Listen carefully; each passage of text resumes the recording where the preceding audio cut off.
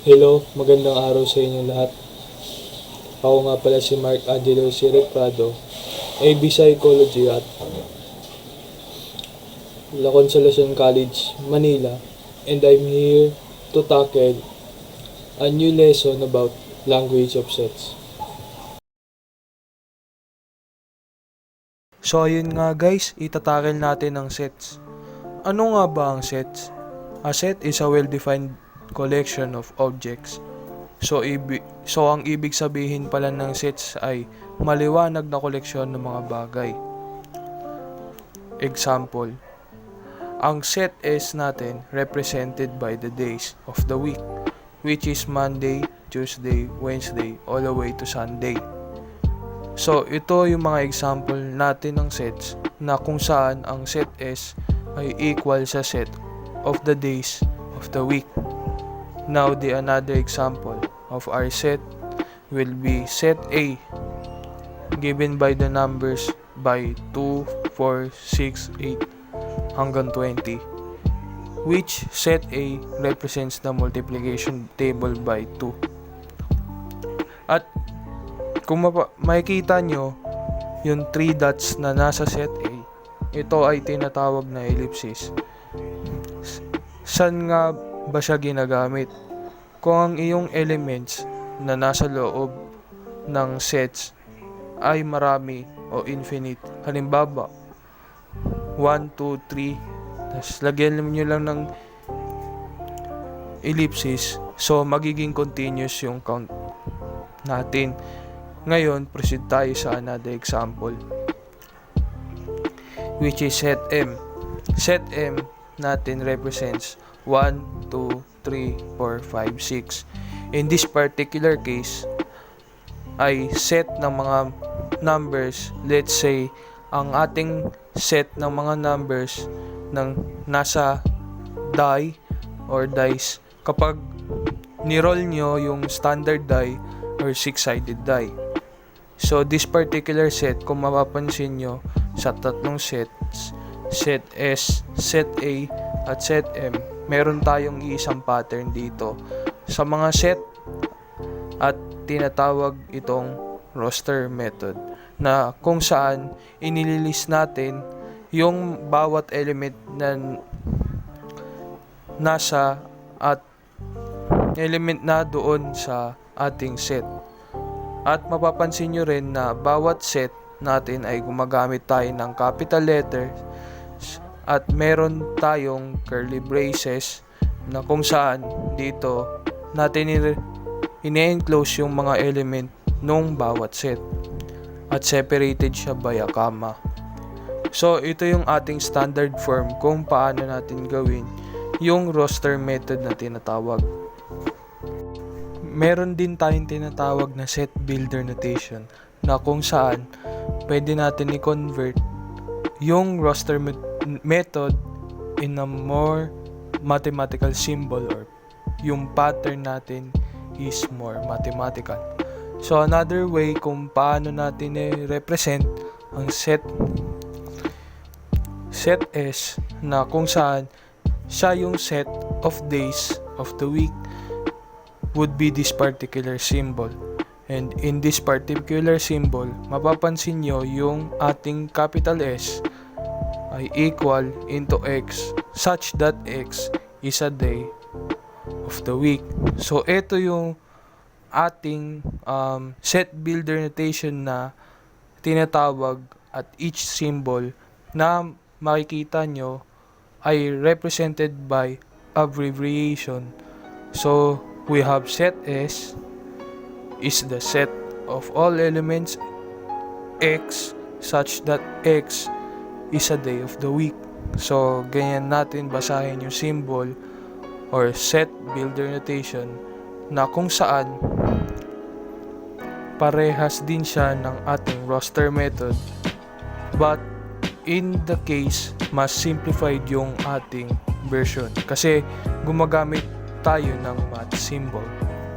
So move on tayo ngayon to the next topic, which is definitions regarding sets.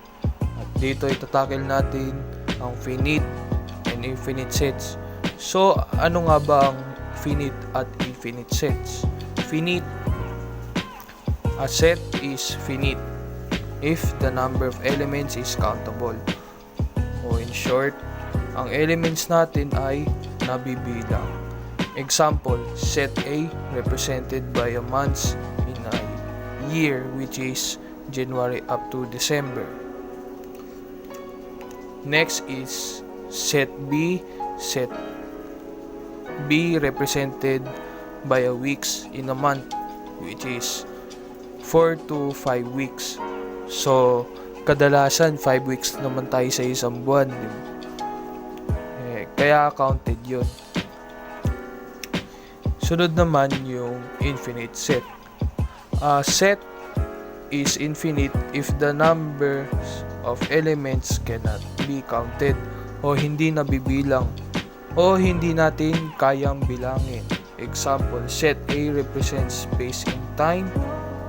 Yung oras, mga natitirang oras ay hindi natin kayang bilangin.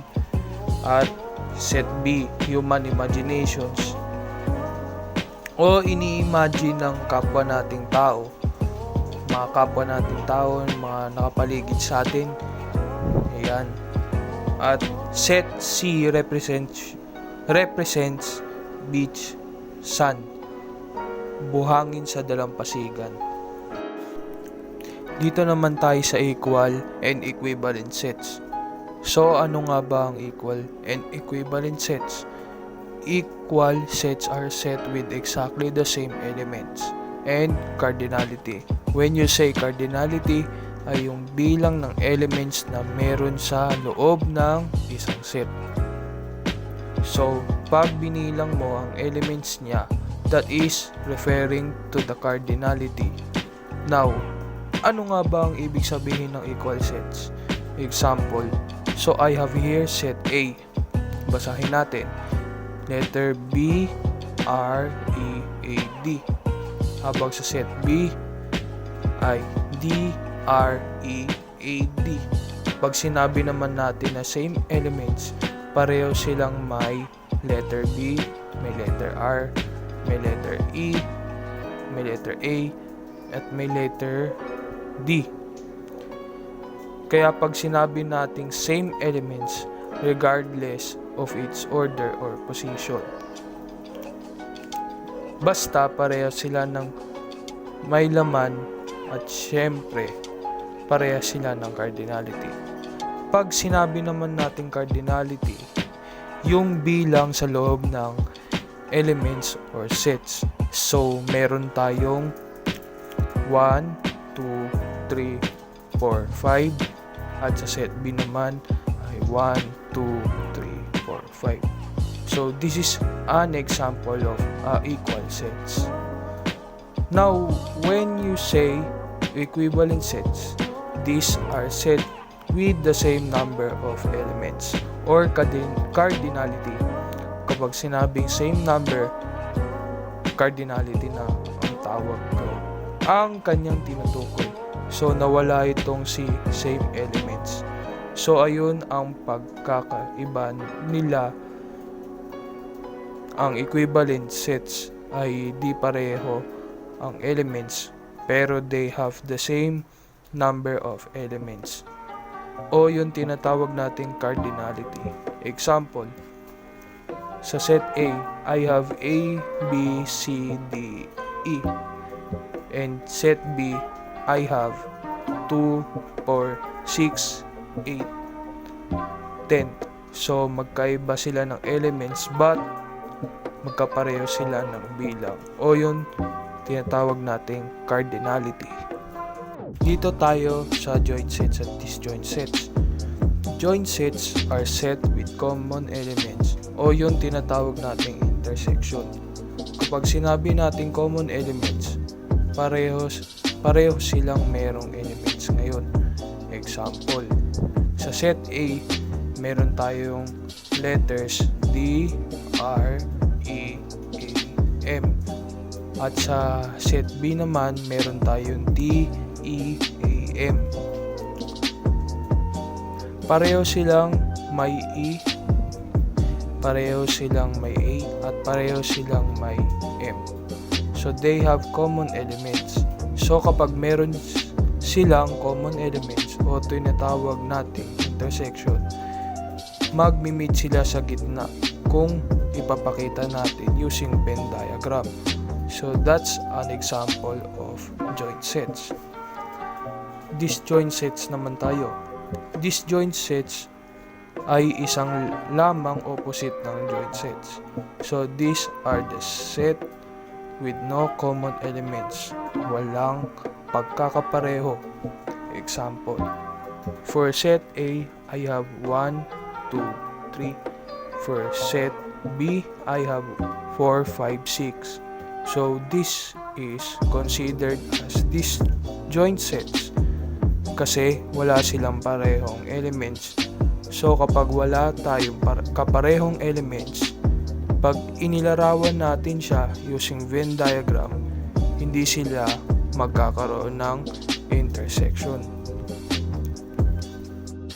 Universal sets is the set of all elements. We will use the letter U to denote universal sets. So, ibig sabihin, ito yung kabuuan o pinagsama-samang elements ng lahat ng set. So, we can represent universal set using the symbol. Now, depende din sa gamit ito because this symbol also used in showing the unions of sets. So, depende sa gamit. Now, meron tayong example.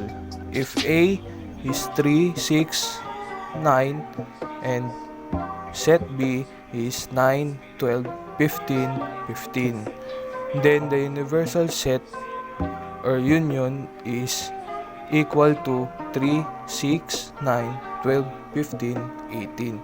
So, ulit, pag sinabi natin universal set, this is the set of all elements. So, we just combined elements 3, 6, 9 to 12, 15, 18. So, kung makikita nyo, meron tayong dalawang 9, dalawang 15. Now, in writing universal set, we are writing the elements without repetition. Hindi natin uulitin yung elements na may pareho. So, empty set. Empty set or null set is the set that contains no elements. Kapag ang set mo ay walang elements o wala kang elements na ilalagay dun sa set, we can use the symbol of null set and empty set. Ibig sabihin, no elements. Example, number starts with letter A. Meron ba tayong numbers na A? Wala. So, we can use the symbol of empty set or null set. Another, playing cards with the shape of stars.